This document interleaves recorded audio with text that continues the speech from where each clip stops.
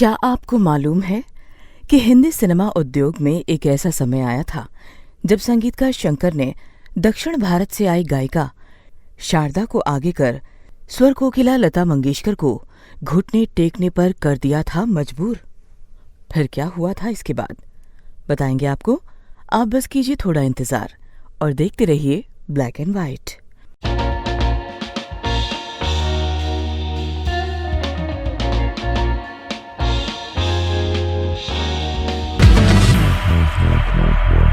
नमस्कार, black and white में आपका स्वागत है।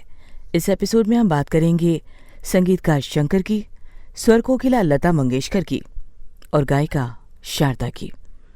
उस गायिका शारदा की जिनकी वजह से हिंदी सिनेमा उद्योग में पैदा हो गया था भारी विवाद। कहा जाता है कि शारदा के गाना गाने से स्वर कोकिला लता मंगेशकर हो गई थी नाराज। लेकिन क्या लता मंगेशकर सचमुच नई गायिका शारदा के गानों से नाराज थीं या उनकी नाराजगी की वजह थे संगीतकार शंकर?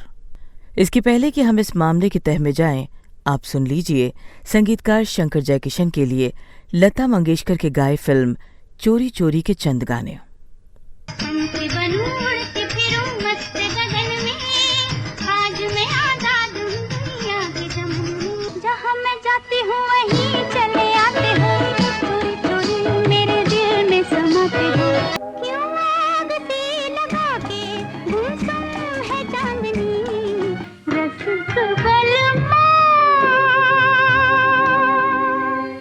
दोस्तों, ये गाने हैं फिल्म चोरी चोरी के, जो आई थी 1956 में।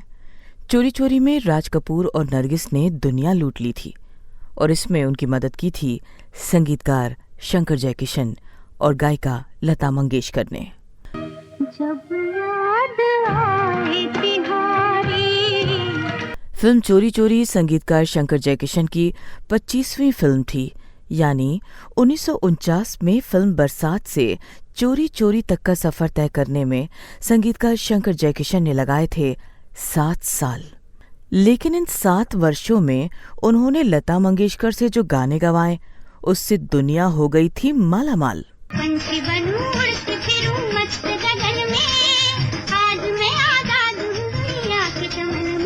1956 के बाद भी शंकर जयकिशन और लता मंगेशकर कमोबेश ऐसे ही गाने दुनिया को देते रहे। लेकिन जब समय की सुई 1966 में पहुंची तो संगीतकार शंकर जयकिशन और लता मंगेशकर की गाड़ी अचानक एक झटका खाकर रुक गई। वजह बना दक्षिण भारत से आई एक नई गायिका शारदा और उनका गाया एक गाना।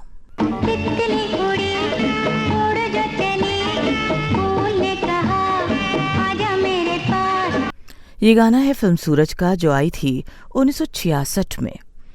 कहा जाता है कि संगीतकार शंकर ने शारदा से ये गाना गवाकर लता मंगेशकर के खिलाफ एक तरह से जंग का ऐलान कर दिया था। जानकारों के अनुसार ऐसा नहीं है कि लता मंगेशकर और संगीतकार शंकर के बीच ये विस्फोट अचानक हुआ था।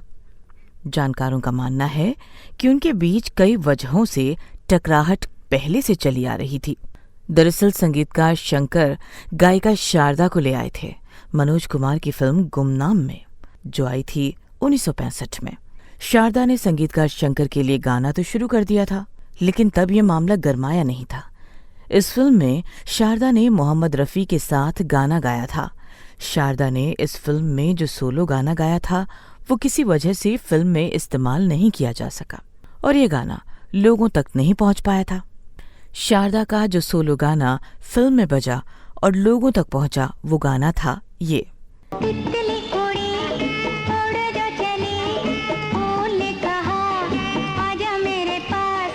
सूरज के इस गाने के बाद संगीतकार शंकर गायिका शारदा को लगातार मौके देने लगे। संगीतकार शंकर ने शारदा से फिल्म 1967 में आई गुनाहों का देवता में भी एक गाना गवाया। संगीतकार शंकर गायिका शारदा से लगातार गाने गवाए जा रहे थे और साथ ही लता मंगेशकर को अपमानित करने के लिए उस समय की पत्रिकाओं में उनके खिलाफ बयान दिए जा रहे थे। फिल्मों पर लिखने वाले लेखक जावेद हमीद की एक किताब के अनुसार शारदा से गाने गवाने शुरू करने के बाद ही संगीतकार शंकर ने कई पत्रिकाओं को ये बयान दे दिए कि अब अनपढ़ गाने वालियों का युग समाप्त हुआ और शारदा जैसी आधुनिक और पढ़ी लिखी गायिकाओं का जमाना आया है। जाहिर है उनका इशारा लता मंगेशकर की तरफ था। मजेदार बात यह है कि संगीतकार शंकर खुद कोई खास पढ़े लिखे नहीं थे। खैर, जब स्वर कोकिला लता मंगेशकर ने संगीतकार शंकर के बयान पढ़े तो उन्हें दुख हुआ और गुस्सा भी आया। संगीतकार शंकर ने उन्हें अनपढ़ कहकर उनका मजाक उड़ाया था। जाहिर है इसके बाद स्वर कोकिला लता मंगेशकर ने संगीतकार शंकर के लिए गाना बंद कर दिया। जानकारों का मानना है कि गायिका शारदा के एक दो गाने की वजह से लता मंगेशकर संगीतकार शंकर के लिए गाना बंद कर दें, ऐसा नहीं हो सकता था। जानकारों का मानना है कि लता मंगेशकर संगीतकार शंकर से नाराज थीं क्योंकि एक समय उनसे गाना गवाने वाला, उन्हें लय, ताल और सुर सिखाने वाला उनका संगीत निर्देशक उन्हें अनपढ़ कह सरेआम उनका मजाक उड़ा रहा था। संगीतकार शंकर और लता मंगेशकर के बीच बातचीत बंद थी। ऐसे ही 2 साल बीत गए, लेकिन दोनों के बीच की कड़वाहट कम नहीं हुई। संगीतकार शंकर अब भी लगातार लता मंगेशकर को चुनौती दिए जा रहे थे और इसके लिए उन्होंने कंधा चुना था गायिका शारदा का।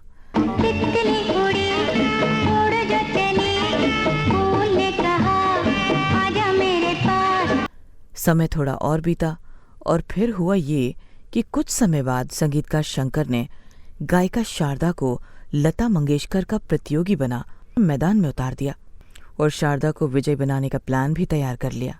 हुआ ये कि संगीतकार शंकर ने शारदा से फिल्म जहां प्यार मिले में एक सोलो गाना गवाया।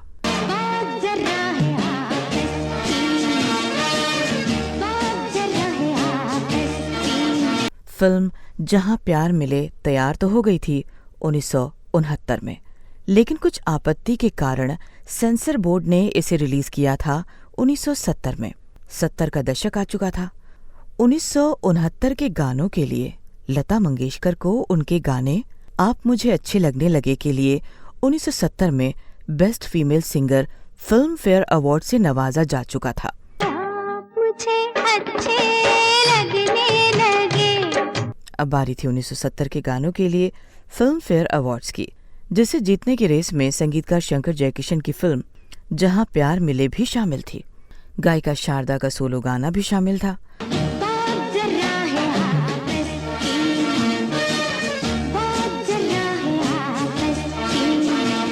जानकारों का मानना है कि संगीतकार शंकर का खेमा 70 के दशक में लता मंगेशकर को नीचा दिखाना चाहता था और इसीलिए इस खेमे ने योजना बनाकर शारदा के गानों को फिल्म फेयर की रेस में शामिल करा दिया था।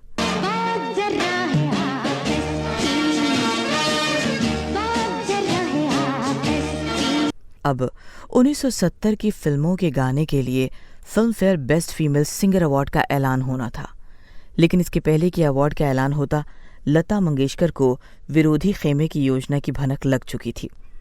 लता मंगेशकर ने कदम उठाया और विरोधियों की चाल काट दी। हुआ ये कि वक्त रहते लता मंगेशकर ने फिल्म फेयर के संपादक बीके करंजिया को एक चिट्ठी लिख दी। 18 अप्रैल 1971 में आयोजित होने वाले फिल्म फेयर अवार्ड फंक्शन के पहले फिल्म फेयर को भेजी चिट्ठी में उन्होंने लिखा कि वो चाहती हैं कि अब फिल्म फेयर का बेस्ट फीमेल सिंगर का अवार्ड उन्हें न देकर किसी ऐसे सिंगर को दिया जाए जिसे प्रोत्साहन की उनसे ज्यादा जरूरत है।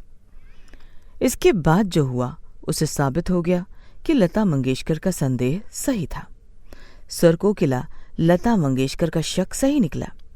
1971 में film fair best female singer का अवार्ड दिया गया शंकर जयकिशन की फिल्म जहां प्यार मिले के शारदा के सोलो गाने को। बात जरा है आपस की। जानकारों के अनुसार स्वर कोकिला को इस बात का अंदेशा था कि फिल्म फेयर का अवार्ड गायिका शारदा को दिया जाएगा और उन्हें गायिका शारदा के आगे छोटा करने की साजिश की जाएगी। इस एपिसोड में आज बस इतना ही। अगले एपिसोड में किसी नई रोचक विश्वसनीय कहानी के साथ फिर होंगे हाजिर। तब तक के लिए हमें इजाजत दीजिए। नमस्कार। मुझे अच्छे लगने लगे।